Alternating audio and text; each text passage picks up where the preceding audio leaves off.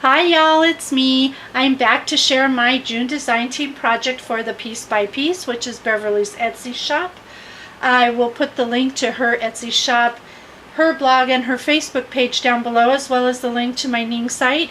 Once there, just click on the link that reads the Piece by Piece. It will take you to where my photos are and links to the items that were used in the making of this project. So, with all of that said, this month I decided to do something a little bit different, and I actually did a wall hanging, and I have to stand up to show it to you because it's kind of big.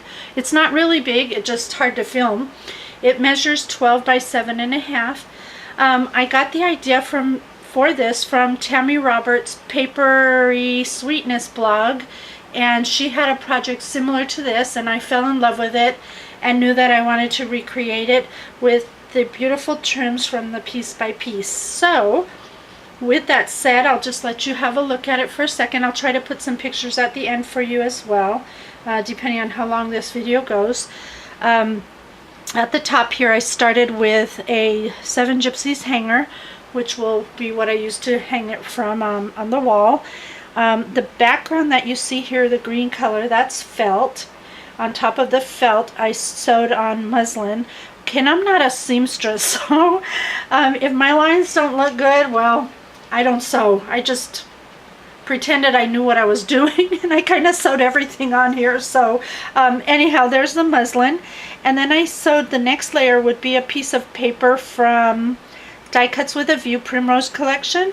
And then on top of that, which you will maybe see as I pull in closer, is a piece of old book paper that I had from an old book. So those are the layers that were used to comprise this.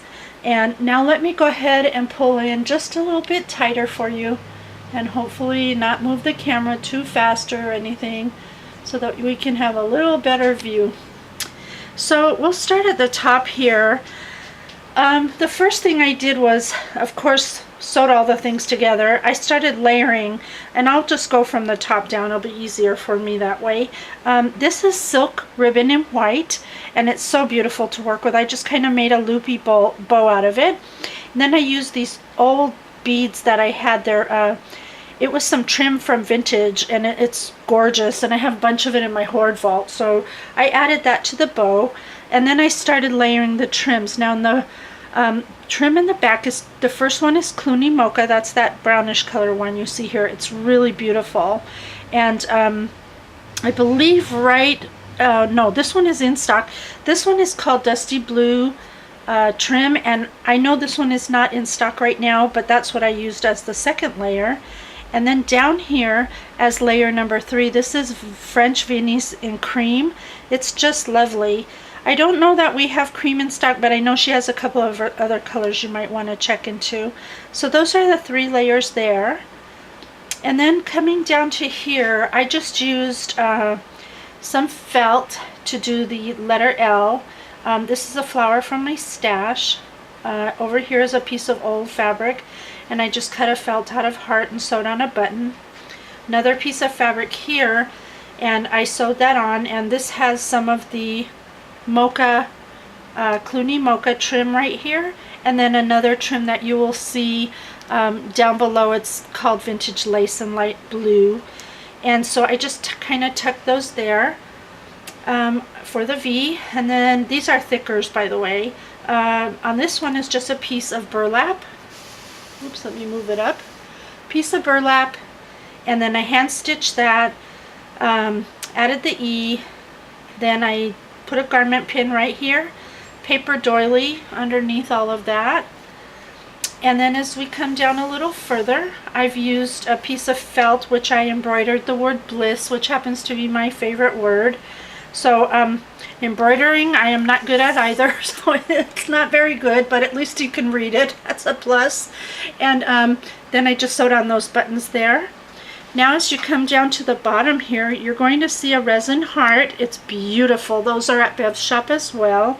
And you'll see the candy gems in the pink tone. Then we're back to the scallop lace in cream. And then we have the Guy Peer French lace right here in the pink. And then we have the alterable scallop trim in mocha, which is this one here that I sewed on now. This one I believe is out of stock right now, but that's what I used there. And then lastly, I used the vintage lace in the light blue tucked under there, just to give it a hint of the blue there. So one more time, I will start from up top just to let you have a closer look. I don't know how well I can film this. As I said, it's not easy to film. But it was so much fun working on this, and Bev's trims just were the right amount of whatever it needed to balance it out and make it that much more gorgeous. So thank you so much for watching. I hope you enjoyed my project this month. Be sure to shop at the Piece by Piece, and I will see you all next time. Bye for now.